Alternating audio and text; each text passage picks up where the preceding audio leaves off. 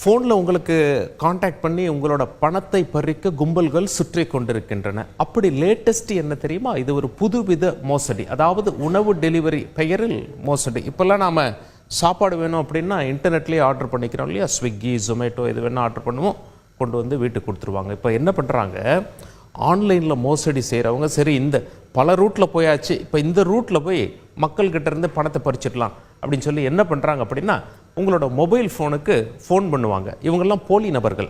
உங்கள் மொபைல் ஃபோனுக்கு ஒரு ஃபோன் வரும். என்ன சொல்லுவாங்க, இந்த மாதிரி உணவு ஆர்டர் பண்ணியிருக்கீங்க, உணவு கொண்டு வந்திருக்கோம், வீடு எதுன்னு சரியாக தெரியல, உங்களோட அட்ரஸ் எல்லாம் கொடுத்துருக்கீங்க, வீடு லொக்கேஷன் கொஞ்சம் கரெக்டாக சொல்லுங்கள், இல்லை ஃபோனில் அனுப்புங்க அப்படின்னு சொல்லுவாங்க. நீங்கள் சொல்லுவீங்க, உணவே ஆர்டர் பண்ணலைங்க, நாங்கள் செய்யவே இல்லை ஆர்டர் அப்படின்னு சொல்லி நீங்கள் செய்வீங்க. அவர் என்ன சொல்லுவார், இல்லை உங்கள் ஃபோன் நம்பரில் தாங்க வந்திருக்கு, நீங்கள் தான் ஆர்டர் பண்ணியிருக்கீங்க, கொண்டு வந்துட்டேன், இப்போ கரெக்டாக தெரியல எங்கே வந்திருக்கேன் அப்படின்னு சொல்லிட்டு கொஞ்சம் லொக்கேஷன் மட்டும் கரெக்டாக சொல்லுங்கன்னு சொல்லி கேட்பார். நீங்கள் மறுபடியும் சொல்லுவீங்க, கிடையாதுங்க எனக்கு தெரியாது. இவங்கெல்லாம் வீட்ல இருந்தே ஹேண்டிகிராஃப்ட் பிசினஸ் பண்ணி மாசத்துக்கு லட்சக்கணக்கில் சம்பாதிக்கிறாங்க. நீங்களும் ஆரம்பிக்கணுமா? அவங்க கிட்ட கத்துக்கணுமா?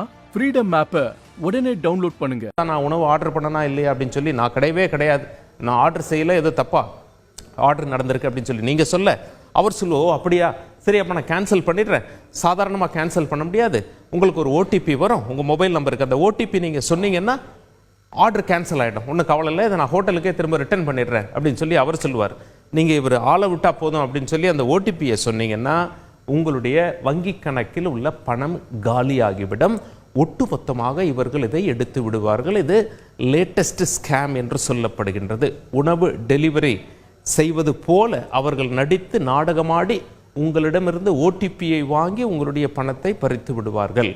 சென்ற மாதம் எது தெரியுமா ரொம்ப ஃபேமஸாக இருந்தது? சென்ற மாதம் வரைக்கும் ஆன்லைனில் நாமெல்லாம் பொருட்கள் வாங்குறோம் இல்லையா? அமேசான் ஆகட்டும், ஃப்ளிப்கார்ட் ஆகட்டும், அல்லது வேறு ஏதாவது ஆன்லைனில் பொருட்கள் வாங்குவோம். அந்த ரூட்டில் வரலாம் அப்படின்னு சொல்லி கடந்த சில மாதங்களாக என்ன செய்வாங்க, வீட்டுக்கே வந்துடுவாங்க டெலிவரி பண்ணுற மாதிரி. நீங்கள் ஆர்டரே பண்ணியிருக்க மாட்டீங்க, சும்மா வந்துடுவாங்க, எடுத்துகிட்டு வந்துட்டு நீங்கள் ஆர்டர் பண்ண பொருள் வந்திருக்கு, கேஷ் ஆன் டெலிவரி, அதாவது பொருளை கொடுக்கும்போது காசு கொடுக்குறேன் அப்படிங்கிற ஆப்ஷன் நீங்கள் செலக்ட் பண்ணியிருக்கீங்க, பொருளை கொண்டு வந்திருக்கும், பணத்தை கொடுத்துட்டு பொருளை வாங்கிக்கோங்க அப்படின்னு சொல்லி நீங்கள் சொல்லுவீங்க. அவங்க சொல்லுவாங்க, நான் ஆர்டரே பண்ணலையே, எப்படி எனக்கு வந்ததுன்னா, அவங்க இல்லை நீங்கள் தான் ஆர்டர் பண்ணீங்க, இந்த அட்ரஸில் தான் இருக்குது பாருங்கள், நாங்கள் கொண்டு வந்திருக்கோம், பொருளை வாங்கிக்கோங்க, முதல்ல பணத்தை கொடுங்க அப்படின்னு சொல்லி கேட்பாங்க. நீங்கள் சொல்லுவீங்க, நான் ஆர்டர் பண்ணலன்னு சொல்கிறேன், எனக்கு தெரியாதா நான் ஆர்டர் பண்ணனா இல்லையா அப்படின்னு சொல்லி நீங்கள் கேட்பீங்க. உடனே அவங்க சொல்லுவாங்க, சரி அப்படின்னா கேன்சல் பண்ணிடலாம். கேன்சல் பண்ணுறதுக்கு உங்களுக்கு ஒரு ஓடிபி வரும், அந்த ஓடிபி சொல்லுங்கள், ஓடிபி போட்டு இதை கேன்சல் பண்ணிடுறேன், மேபி யாராவது தப்பாக கூட அட்ரஸ் ஆர்டர் பண்ணியிருக்கலாம் அப்படின்னு சொல்லுவாங்க. ஓடிபியை நீங்கள் சொன்னீங்க அப்படின்னா உங்கள் வங்கி கணக்கிலிருந்து பணம் காலி. நீங்கள் ஒரு வேளை சிந்திக்கலாம், சரி பொருளை வாங்கிக்கலாம் அப்படின்னு சொன்னீங்கன்னா அதுக்கு ஒரு ஓடிபி கேட்பாங்க.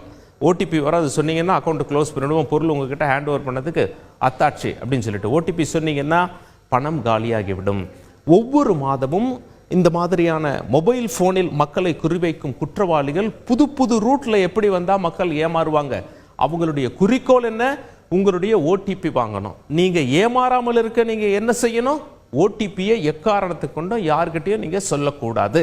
உங்களுக்கு சம்பந்தமே இல்லாத விஷயத்தை பற்றி ஒருத்தர் பேசினாங்கன்னா ஃபோனை கட் பண்ணிடுங்க.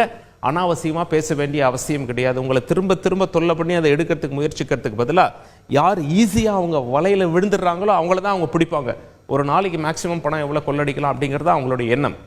ஆக நம்பர் 1, ஓடிபி வங்கியில் கூட உங்ககிட்ட கேட்க மாட்டாங்க. அதனால் ஓடிபி யாராவது உங்ககிட்ட ஓடிபி சொல்லுங்க அப்படின்னு சொல்லி கேட்டாங்கன்னா அவங்க மோசடி நபர்கள், உஷாராக இருங்க, உங்கள் ஓடிபியை பகிர்ந்து கொள்ளாதீர்கள். நம்பர் 2, தேவையில்லாத பேச்சு உங்களுக்கு தேவையில்லை. யாராவது தொடர்பு கொண்டு நீங்கள் இதை ஆர்டர் பண்ணியிருக்கீங்க, அதை ஆர்டர் பண்ணியிருக்கீங்கன்னு சொல்லி பேசினா அந்த மாதிரிலாம் எதுவும் கிடையாதுன்னு ஃபோனை வச்சுருங்க. பேச்சை வளர்க்க வேண்டாம், ஓடிபியை பகிர வேண்டாம். உங்களை ஏமாற்றுபவர்கள் மாதத்திற்கு ஒரு டெக்னிக் என்று புது ரூட்டுகளில் உங்களை அணுகி கொண்டிருக்கிறார்கள். மிகவும் ஜாக்கிரதையாக இருக்க வேண்டிய தருணம் இது. இல்லையெனில் வங்கியில் உள்ள பணம் காலி. இவங்கெல்லாம் வீட்ல இருந்தே ஹேண்டிகிராஃப்ட் பிசினஸ் பண்ணி மாசத்துக்கு லட்சக்கணக்கில் சம்பாதிக்கிறாங்க. நீங்களும் ஆரம்பிக்கணுமா? அவங்க கிட்ட கத்துக்கணுமா? ஃப்ரீடம் ஆப்பை உடனே டவுன்லோட் பண்ணுங்க.